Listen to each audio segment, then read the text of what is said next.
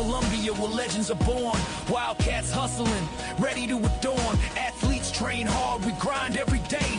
Pushing through limits, come what may. Basketball, football, track and field. Every sweat drop reveals a heart that's sealed. Got the spirit of champions living in our souls. With the roar of the crowd, we're reaching our goals. State-bound athletes, running like the wind. Climbing every mountain, this is where we begin. Wildcat. Good afternoon, Wildcat Nation. It's time for episode 30 of the Wildcat Way Podcast. Thanks for joining us. We want to shout out Stella's Ice Cream. They are the pillar of positivity. Today I have some people from Speech and Debate. Would you guys care to introduce yourselves? Yeah. I'm Sibert. I'm a sophomore and Speech and Debate. My name is Cara McDougald. I'm a senior in Columbia, and I've been a part of Speech and Debate for 4 years. That's cool. We've had a pretty busy week with a lot of state stuff. We've had pretty good accomplishment for girls, state, for basketball, state wrestling for boys and girls, and then dance and cheer, and then boys basketball. Now we get to see you guys do it. Are you guys, how you guys feeling? I'm really excited. It's going to be a blast. Yeah, I think it's our home territory, so I think we're both really comfortable being here at Columbia. Yeah. So are you guys hosting here, or are you guys going to get to go somewhere? You guys get to sit on a bus for like 4 hours staring at like nothing? We don't have to go on a bus anywhere. We don't have to travel or sit in an overnight hotel and let the anticipation build up in somewhere we're unfamiliar with. I think we're both really excited that we're having state debate this year at Columbia. Yeah, absolutely. So you guys are pretty excited. You guys get like a home court advantage. Is that huge? Is that something huge for Speech and Debate? It can be. I feel like it can be, especially if you're newer to Speech and Debate. You're not in a new school. I don't Right. know. Sometimes I think it can be like a disadvantage. Like if people see like, oh, they're from Columbia, they're hosting, like we're gonna rank them a little bit lower because like depending on how the tournament's going, or I don't know, they don't like us that much. It really can go both ways, actually. So I got a question for you. What does qualifying for state tournament look like? Because I know for like wrestling and basketball, you got to like beat everyone out, but I've honestly never watched a Speech and Debate. Can you guys explain it to me? Yeah, so district debate is a little bit different than other district situations. We have 4 debate events. It's PF, LD, Congress, and World Schools. And basically, out of all of the kids competing in the events, only 1/3 go. 1/3 in every single section. So Megan and I both do Congress. And if there were 64 kids entered in Congress, 1/3 out of those entire 64 go to state. Same thing with all the other events. Cool. So Meg, you are a sophomore and this is your second time qualifying for state debate. That's awesome. What kind of work have you been putting in, and what does your event look like? So like Cara said, I do Congress or congressional debate. Practice or like prep, it's a lot of going home after school, sitting in front of a laptop and studying taxes and just a lot of kind of random stuff, going through the dockets of 15 to 20 bills and writing speeches for all of them, looking up stuff for all of them. It's a lot of work to prep absolutely everything beforehand. And then Congress, like the competition, you enter the room, like everybody's really nice usually, and you sit in little rows of chairs and you have to go through all of the procedures, and then we elect bills and we elect PO. Oh, I was going to ask. I was like, is it named Congress because it's like Congress, or is it just because you guys said that makes a lot of sense? That makes a lot of sense. So Cara, this is your senior year. How's your season gone so far? It has been a fantastic season, not to toot my own horn or anything, but I'm really excited for the way that this weekend is going to go for me. I haven't fallen out of the top 2 in my placements. So at every single debate tournament this year, I've either been first or second. And I think that can absolutely carry into this weekend because I'm a familiar face and a familiar voice that I think people are going to be excited to see at state this year. Yeah, that's awesome. So I know I always had like a game day ritual or something. What is not like a ritual, but what can you guys like picture me or like describe what a day of speech and debate is like from morning to ending? You got to get up super early.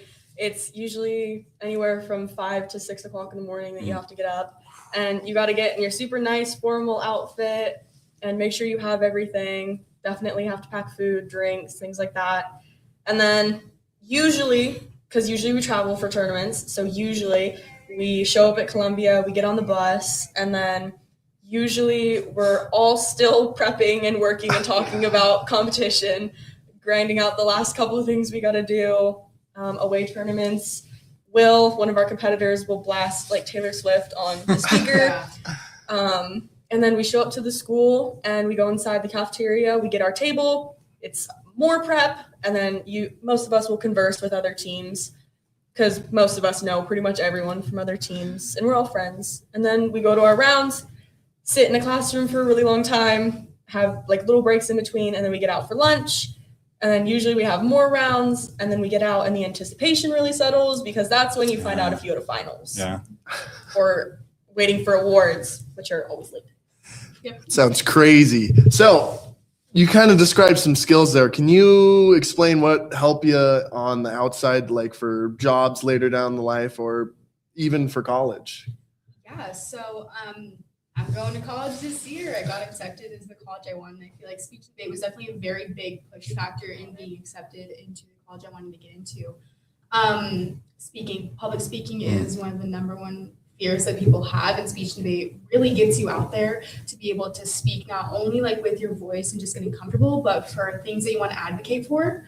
Really having like a powerful voice and a strong voice. And I think that can even be related into like job places and career places because people like employers and employees who are able to speak. They're able to stand their ground and say what's on their mind in a respectful manner for that. And I feel like speech and debate really teaches that respectful standing ground in your opinions. You guys ever get like a little snarky every now and then? All right, so a couple more questions. Who would you say has had the biggest influence on your debate career? Probably Cara or Lucy. Lucy Preby, she's another varsity here at Columbia. Lucy. We love Lucy. Definitely her and Lucy. Freshman year, new to speech and debate, didn't know what I was doing. These two definitely helped the entire time. They explained everything. They were patient with me. I don't think I would still be doing speech and debate if I didn't have the help that I had from them freshman year. So I think definitely them. I'm going to shout out my coaches for this one. Benjamin Smolden and Casey Moulton have really pushed me to beyond my limits. And I think that their coaching style and their abilities to comfort and care for their students, and not only that, but to be like successful in their own speech and debate careers has really influenced me. And it shows me that if I ever want to take a stance in speech and debate or in political science later in my life, that they're the influence that I want to look towards. I mean, Casey works for the city and Ben is our own speech and debate teacher here. And I think that is like a great thing to look up to. Those were great answers. So what advice would you guys give to maybe 8th graders coming into freshman year that are thinking about speech and debate? Or are you trying to get more people to join? What's kind of some advice you'd give them? For sure, just go for it. Like, don't be embarrassed. Don't be scared. Don't like be worried about not doing good enough or embarrassing yourself in round. Definitely just to enjoy it because it's so much fun. It's truly the best experience ever to be in speech and debate. It's such an amazing community. Everyone's so kind. You get to meet friends from all over the state even. And just not being scared to put yourself out there is definitely probably my biggest piece of advice. Get ready to expand your knowledge. It's the biggest thing that I wish I would have known before coming to speech and debate is like you learn so much, and having prior knowledge of some of those things can really help. Not only that, but just because one event doesn't work for you doesn't mean you can't try another event. We have 14 speech events, 4 debate events.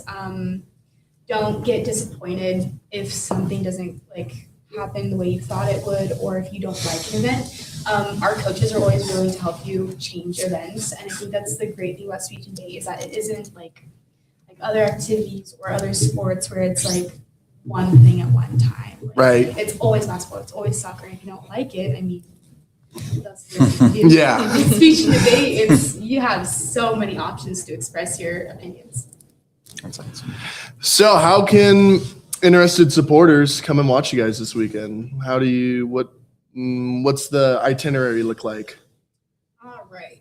So I wish I had a schedule sitting in front of me. That's okay. But it starts on Friday, so it starts tomorrow, and it goes until Saturday. I will say this, most final rounds are on Saturday, so if supporters want to come and watch, I would suggest finding out when those finals times do start, because prelims might not exactly be the best thing to come and watch, because we're all pretty nervous in getting into it, but I would love to see some people in our finals rounds on Saturday, and they can pull that up on IHSAA on the state website. It should be posted there. I think that's their best option to come and support.